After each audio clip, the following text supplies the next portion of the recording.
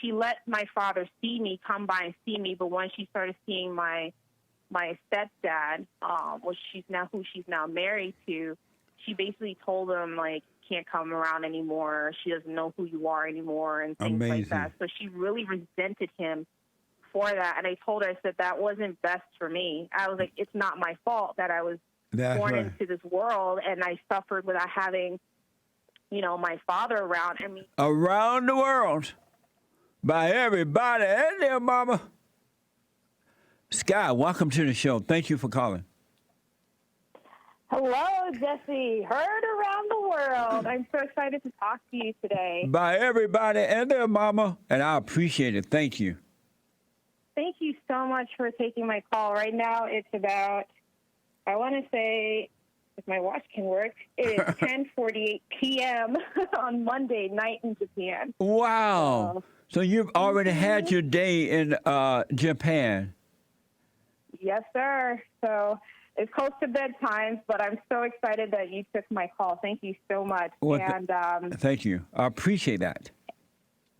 And so I did call you last year and ask you a couple of questions. And I just wanted to first off, I do have a question, but I just want to first off say thank you so much because I finally, after 33 years, I finally got a chance to talk with my father and meet him for the very first time because I was only 2 years old, so I didn't really remember him. And I met him for the first time in November of last year, and I met two of my older brothers and my family extended from that, my biological father. I also forgave my father and forgave my mother, as well as my grandmother and my stepfather. And it was just a huge release for me. The power of forgiveness is so real. And I just want to say thank you so much for really teaching that to us and knowing that that's what God has said, if you forgive others, God will forgive you. And it's so true. And I just want to just say that really quickly to you to thank you so much. That's so amazing. And it's interesting how a simple principle of forgiveness is all it takes. And yet the traitors of truth have made it so difficult so that you will not do it so that they can control you. Absolutely. It's like you say, it's mind blowing, and it's such a huge release. And it's when you think about it and you actually do it, you're like, that really was it. That's all I had to do. Yep. And from that point forward, I just had absolutely no fear. I mean, to the point that I moved from the United States over here to Japan, where I'm far away from home from everyone. Yeah. But I just feel so elated, and I know that God has got my back, and and I just feel free. I really do. So I just want to say, to start off, Jesse, thank you so much for conveying that message. It's so important. Thank you. You're absolutely welcome. You're welcome. I thank God that He has allowed you to see. I got to ask, what was it like to meet your father? Oh, wow. It was a very emotional experience. It was, my mom has, she maintained contact with him for so long, and I didn't know. And I know that she just did, what was best for me. And my stepdad was trying to tell her, like, hey, you should tell your daughter about this person, and she just kept holding it off. Why was it best for you? Why was it best for you that she keep you away from your father?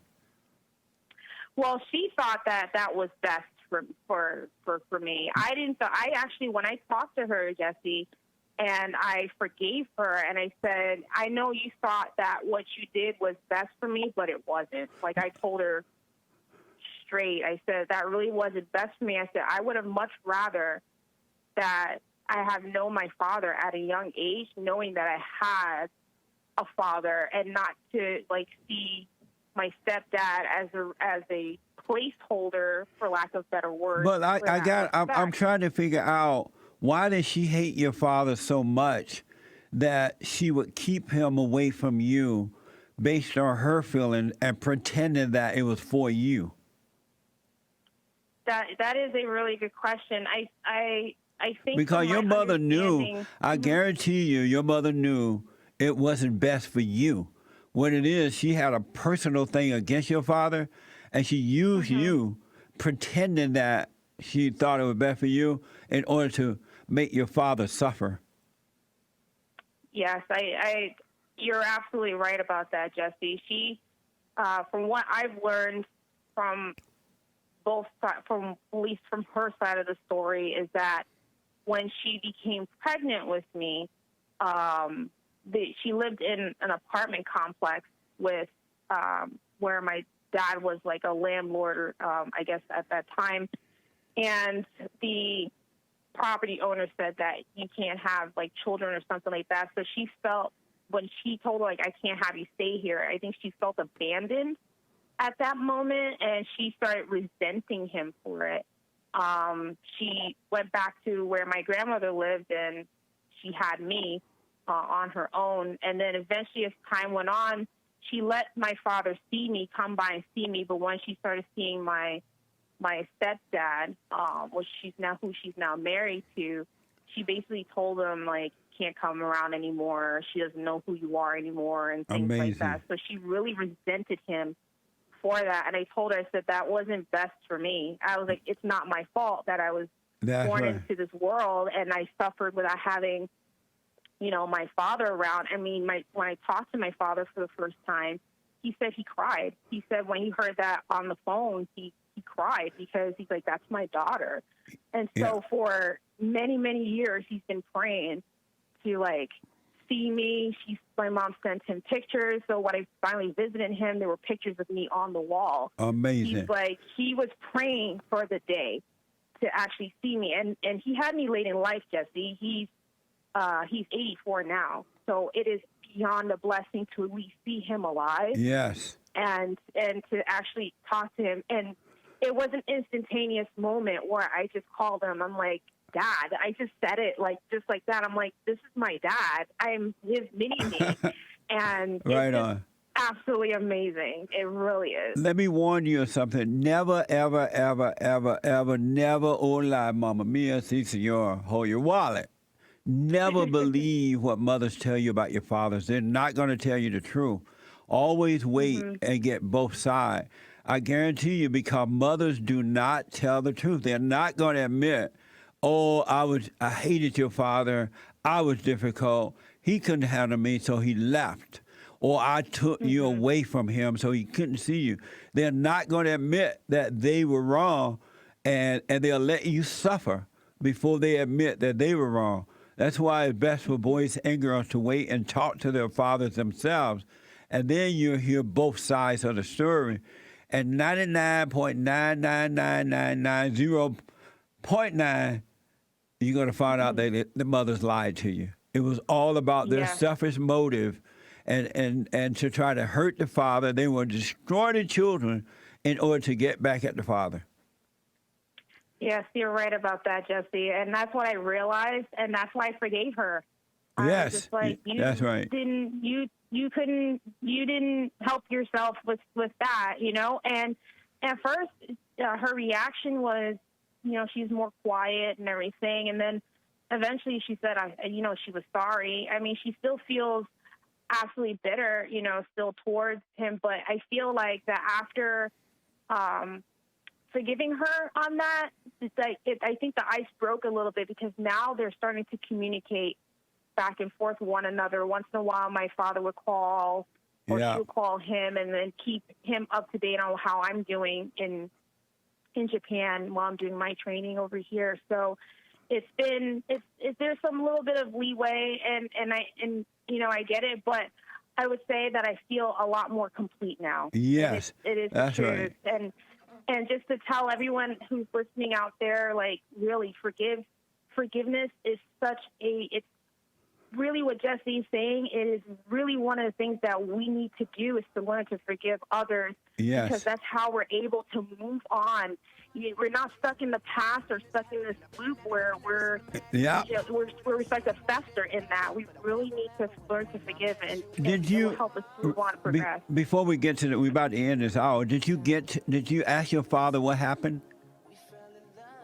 I did ask him what happened, and when he told me the story um, of what happened, he loves my mom. He still does Yeah, 30 days. yeah. And all he did is that when he, Hold on, Sky. Hold on. I know you wanted to ask me another question, so hold on, okay? yeah. Okay. I got to go back to Sky out of Japan. I held her over from the second hour because we were talking about forgiveness. She forgave her father, her mother, and life is amazing for her now. And she's encouraging you to do the same thing. And it's so simple, folks. The thing that got you locked in is unforgiveness. And unforgiveness happens by you seeing that you're wrong for resenting the person or people who violated you. Most of the time, 99% of the time, it starts in the home first, but not only. And so you got to forgive them. Not ask for forgiveness from them. Forgive them. It's not right what happened, but the only reason you still suffer from it is because you resent them for it. You have anger toward it. All right? I want Sky in Sky, thank you for holding all the way from Japan. I know it's late at night there, Monday night. But thank you for holding. Go ahead. Thank you so much, Jesse. Yes, and you're absolutely right.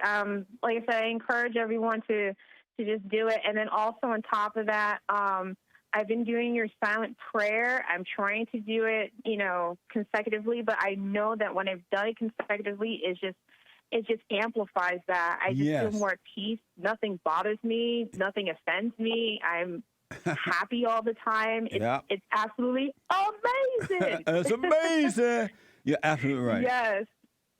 All right. So I know that you have so many callers, and I don't want to keep you any longer. So I do have a question that has been on my mind for a little bit, and I was wondering if you can answer this for me. Okay. So one of the things I'm aware of is that Satan reminds me daily is that I'm a 35-year-old, single, never married woman, and I'm black. You black? I'm black. She's black. And I accept it because it is indeed a gift. But I do desire to get married and have children one day. Yes. I'm hopeful, but I'm also realistic about it. But what I noticed about marriage is that people say it is a blessing, and it's supposed to be a representation of God's love and how Jesus loved the church. And not to Bible thump this a little bit, but it says in Scripture that Paul says it is better to marry than to burn with lust. And if we are single like he was, we are better off. So my question is it really better to be single than to be married? Because it sounds like marriage is a second chance to get right with God because two people are in a fallen state by lust. Well, if you're going to, you can't help but have sex, then yes, you should be married under the umbrella of God, right? And that way you have a chance to overcome it. If you want a family, it's best to be married. Wait until you get married to have sex. And then once you have all the babies, then you can stop and return back to the Father. And the Father bring you out of that fallen state. But as far as you getting married, don't believe anything that Satan tells you about your age and that your time is running out or whatever. It's all lies. It may be happening to women who do not believe in God. Then their time ends because anger destroys every fiber of the body. And so it messes with your brains, your blood, your cells, your bones, and everything, right? And so now that you're overcoming that fallen state and you're now starting to operate from perfect love, which is God, of God, and in perfect love, all things are possible. So do not believe in. And one other thing that I realized about God is that there is no time to him. So he's not of time. He just is, right? And so now that you are his daughter, you're not of time. So don't live like the world live. Don't have the same mind that they have, and it'll be fine. And if you don't get married, you're gonna have peace. It's gonna be as though you nothing is missing, as though you are married. So it wouldn't be like you still lost out or lost anything. It would be the way that it should be in perfect love. So just make sure. So like you were saying, like just seek first the kingdom of God Yes. and His right way, and all things will be added on to me. And if your heart desired to get married, he will put the right man in your life. One day he'll just be a part of your life. And you'll find yourself dating and eventually getting married and having children. And those children will start a brand new generation because they wouldn't have to go through what you have gone through, because it wouldn't be in you to turn them away from their fathers. It wouldn't be inside of you to be impatient with them. You wouldn't have that same father state darkness, and life would be amazing.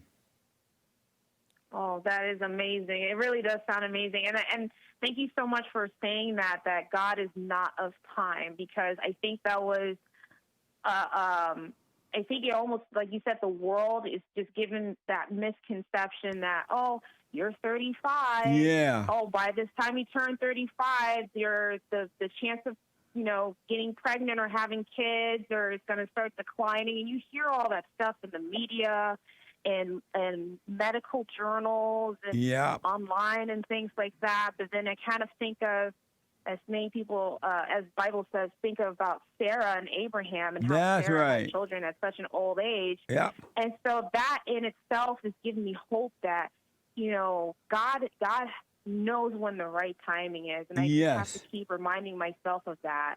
In him, there is no time, no age, or internet crap. It's just that when you're of the world, they deceive you. And when you believe their lies, which is from their daddy, Satan, then you start thinking that Satan makes you feel that way and think that way. So you live an anxious life, destroying yourself. Now that you're overcoming that, you're going to see that you don't have to be concerned about those things. God is not into your age at all. You are his daughter, and believe me, stay with the silent prayer, speak up, but don't resent. You're going to see it's just going to be amazing. I can't find the words to express the beauty of having God's love operate through you. It is amazing, and you're out. And like I said, you're right about that. I mean, every day that I wake up, it's a gift because we're in the present, and I am so grateful to be in this moment. And I let go of a lot of thoughts that come into my mind Yes. from Satan. I would say this is probably the hardest part, because you see a lot of things. Like, I see a lot of things around me, people with children and things like that, and that's what I desire to have. But at the same time, I'm appreciating the gift of being in this single moment, because it really teaches me to be much closer to God and just to keep That's my eyes right. focused on Him. Yeah, and So I'm so grateful. don't believe anything that comes to your mind about anything. Let it all pass, and it'll be fine. Stay with the prayer no matter what. And if you do find yourself feeling weird or you have anger or whatever, it's only because you believed into a thought. And just notice what you believe and let it pass, and that spirit be gone. Don't worry about it. I most certainly will. Well, Jesse, thank you so much. You are Mamma Mia, Hola, Si Senor, Konnichiwa, hold your wallet. Amazing. Amazing. Scott, thank you. I just want to say thank you. Oh, go ahead. Sorry. No. Thank you so much for tuning in, and it's a perfect call. Thank you. Thank you so much, and God bless you, Jesse. All right. God bless you. Stay with the prayer, all right? I most certainly will. Thank you so much. Okay, you're welcome. Bye. Oh, amazing. All the way from Japan. It's like 10 o'clock at night there. 11 now. At night. So it would be Monday night, right? Oh, amazing. So she's already lived Monday. Amazing.